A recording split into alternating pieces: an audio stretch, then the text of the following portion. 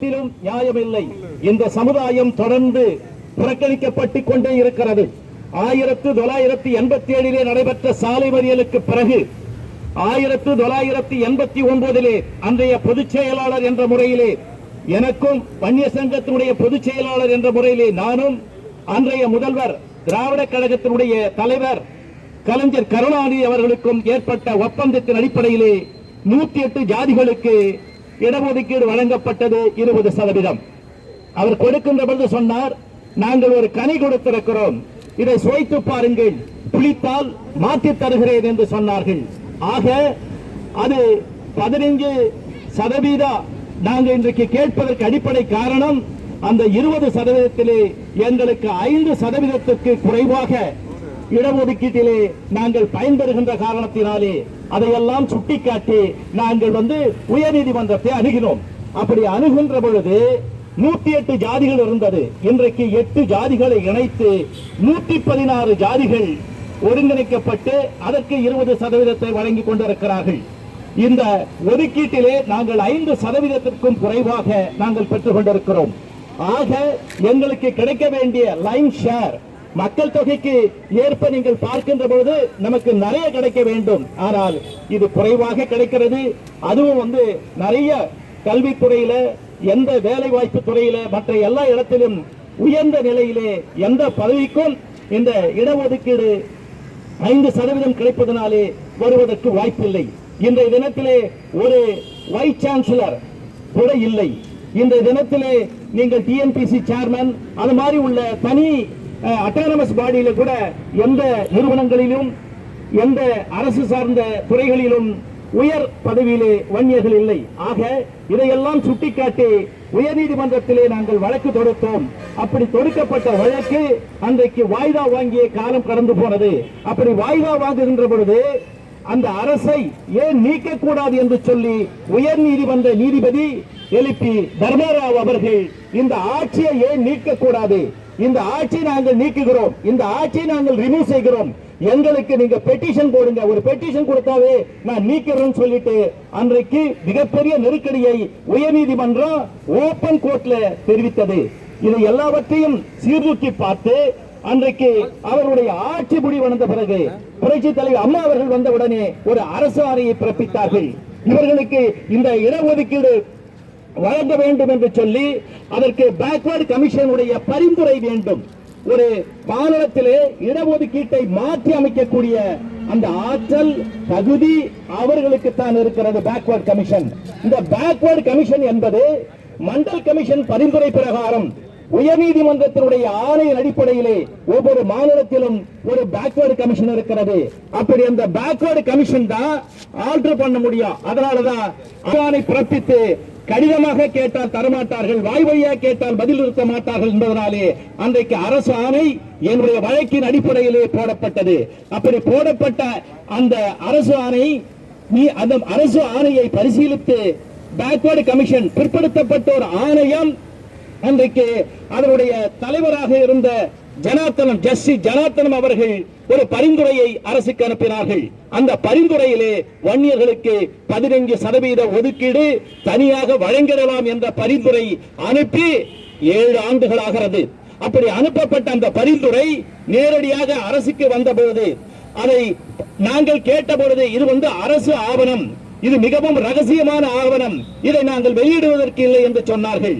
அதன் பிறகு அன்றைய சீஃப் ஜஸ்டிஸ் ஆக இருந்த கவுல் அவர்கள் தான் இது என்ன அரசு ஆணை, அங்கிருந்து வந்துவிட்ட பிறகு பேக்வர்டு கமிஷன்ல இருந்து வந்துவிட்ட பிறகு அது பொது ஆவணம், அதை உடனடியாக செயல்படுத்த வேண்டும், 1 மாதத்திற்குள்ளாக செயல்படுத்த வேண்டும் என்று சொல்லி கோர்ட்டினுடைய இறுதி ஆணையை அவர்தான் வெளியிட்டார்.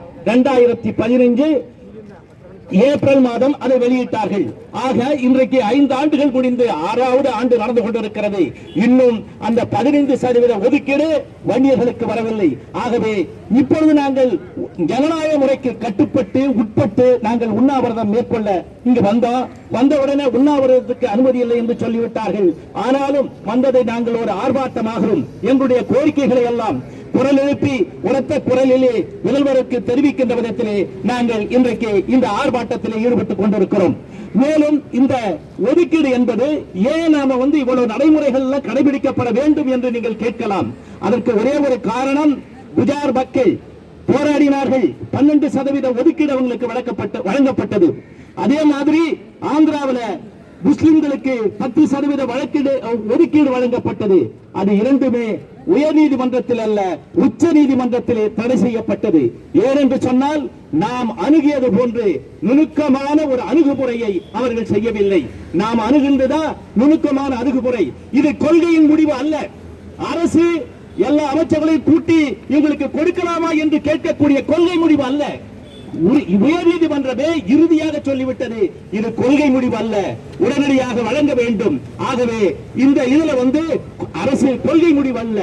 இந்த இடஒதுக்கீட்டை நீங்க செயல்படுத்துவதற்கு அரசாங்கத்திற்கு ₹1 கூட செலவில்லை. ஏனென்று சொன்னால் இந்த இடஒதுக்கீடு என்பது சட்ட நுணுக்கப்படி நாங்கள் அணுகி முறையாக அதை பெற்று இன்றைக்கு வைத்திருக்கிறோம். இதற்கு முதலமைச்சர் அவர்களுக்கு நடந்த பாராட்டு விழாவிலே கூட இதை நான் தெளிவாக சொன்னேன். ஒரு பைசா கூட இல்லைங்க, ₹1 கூட இல்ல உங்களுக்கு செலவு பண்றதுக்கு. இதுல எந்த முகாந்திரமும் இல்லை. நீங்கள் ஒரு மாற்று ஏற்பாடு இதை 15% அப்படின்னு சொல்லிட்டு நீங்க அறிவிச்சிட்டீங்கன்னா ஏற்கனவே இருக்கின்ற அரசு இயந்திரம் அது ஒரு பைசா செலவில்லாமல் செயல்படுத்தி விடும் என்று எல்லாம் சுட்டிக்காட்டி நாங்கள் அவருக்கு உடனடியாக கையெழுத்து போட வேண்டும் என்று நாம் கேட்டோம். இப்படி முதல்வர் அவர்கள் இதில் கையெழுத்து போடணும் சொல்லிட்டு பல்வேறு முறைகளிலே நாங்கள் நடவடிக்கைகளை எடுத்தோம். தமிழ்நாட்டிலே இருக்கின்ற வன்னிய கிராமங்களிலே இருந்து முதல்வருக்கு சிஎம் செல்லுக்கு நாங்கள் கடிதம் மூலமாக எங்களுடைய நிலைமை விளக்கி ஒதுக்கீடு வழங்க வேண்டும் என்று சொல்லி கடிதங்கள் லட்சக்கணக்கில் அவர் அலுவலகத்துக்கு அனுப்பியிருக்கிறோம். அதோடு இல்லாமல் மின்னஞ்சல் மூலமாக அவருடைய கவனத்தை ஈர்க்கின்ற விதத்திலே அனுப்பியிருக்கிறோம். அதுக்கடுத்து ஜனநாயக முறையிலே இன்றைக்கு நாங்கள் இங்கே கூடி எங்களுடைய கண்டன ஆர்ப்பாட்டத்தின் வாயிலாக அவருடைய கவனத்தை ஈர்க்கின்ற விதத்திலே இன்றைக்கு செயல்பட்டுக் கொண்டிருக்கிறோம். ஆகவே இந்த இடஒதுக்கீடு என்பது வன்னிய பெருங்குளத்திற்காக நீண்ட நாளாக கிடப்பிலே கிடக்கிறது. முதல்வர் அவர்கள் கொரோனா என்ற கொடுமையான காலத்திலும் கூட மிக சிறப்பாக செயல்படுவதாக சொல்லுகிறார்கள். அவர் பதவியேற்று இன்றைய தேதி வரை 16,358 கோப்புகளிலே கையெழுத்திட்டிருக்கிறார். அப்படி என்று சொன்னால் இந்த வன்னிய சமுதாயம் சார்ந்த இந்த 15% ஒதுக்கீட்டிலே அவர் ஏன் கையெழுத்திட மறுக்கிறார்? உங்களை யார் கட்டி போட்டது? உங்களை கையெழுத்து போடாமல் யார் தடுப்பது என்பதை எல்லாம் நாங்கள் பார்ப்போம். அடுத்த கட்ட நடவடிக்கையாக எங்களுடைய போராட்டம் விஸ்வரூபம் எடுக்கும். வன்னியர் கூட்டமைப்பினுடைய போராட்டம் பல பகுதிகளிலே விஸ்வரூபம் எடுத்து அது ஒரு திருப்பம் எங்களுக்கு கொடுத்தே ஆக வேண்டும். நாங்கள் இந்த மாத இறுதி வரை அவர்களுக்கு அவகாசம் கொடுக்கிறோம். இந்த மாத இறுதிக்கு பிறகு அவர்கள் கொடுக்கவில்லை என்று சொன்னால் எங்களுடைய போராட்டம் களம் தளம் வேறு மாதிரியாக இருக்கும் என்பதை நான் சொல்லிக் கொள்ள கடமைப்பட்டிருக்கிறேன். ஏனென்று சொன்னால் இந்த சமுதாயம் எத்தனை ஆண்டு காலமாகத்தான் மறுக்கப்பட்டிருக்கிறது. நியாயமானது கோர்ட்டினுடைய ஆணையை தான் நாங்கள் நிறைவேற்ற சொல்றோம். இந்த முதல்வர் சொல்றாரு, நாங்க காவேரி பிரச்சனையில உயர்நீதிமன்ற ஆணையை நிறைவேற்று என்று சொல்லி கர்நாடகாவை கேட்கிறார். முல்லை பெரியாறு பிரச்சனையிலே உயர்நீதிமன்ற ஆணையை உச்ச நீதிமன்ற ஆணையை செயல்படுத்துங்கள் என்று சொல்லி கேரளாவை அரசு கேட்கிறார். மேகதாதுவை கட்டக்கூடாது என்று சொல்லுகிறார். இதற்கெல்லாம் வழக்கு போடுறாரு, எல்லாம் கேட்கிறாங்க. ஆனால் நீங்க முதல்ல உங்களுக்கு என்ன தார்மீக உரிமை இருக்கிறது? பாலாறு ஆற்றிலிருந்து தண்ணி வருவது அந்த பிரச்சனைக்கு ஆந்திராவில் நாம வழக்கு போட்டு அது மாதிரி செய்யணும் சொல்றீங்க.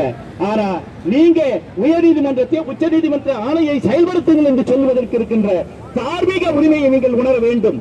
முதல்ல நீ உங்களுக்கு போடப்பட்ட உயர் நீதிமன்ற ஆணையை நீங்கள் செயல்படுத்துங்கள். இப்படி செயல்படுறதுனால அடுத்தது நீங்க அவங்களை கேட்கறதுக்கு ஒரு தார்மீக உரிமை இருக்கும். ஆகவே இந்த இடஒதுக்கீட்டு பிரச்சனை உடனடியாக ஒரு முடிவுக்கு வர வேண்டும்.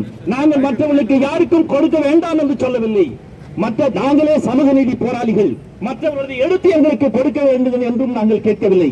எங்களுக்கானதை, எங்களுக்கு உள்ளதை, எங்களுக்காக நியாயமாக உயர்நீதிமன்றம் கொடுத்ததை இது எந்த அரசினுடைய முடிவுக்கும் விடாதது. இதே மாதிரி சேதுராமன் அவர்கள் நான் போட்ட வழக்கின் அடிப்படையிலே தேவர்குல அந்த தலைவர் வழக்கு போட்டார். அதே மாதிரி நம்ம ராஜமாணிக்கன் அவர்கள் அவரும் வழக்கு போட்டார்.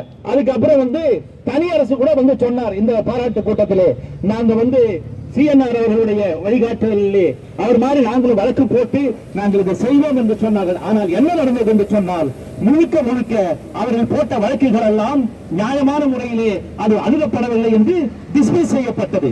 நம்முடைய ஒரே ஒரு வழக்கு தான் இன்றைக்கு இந்த நிலையை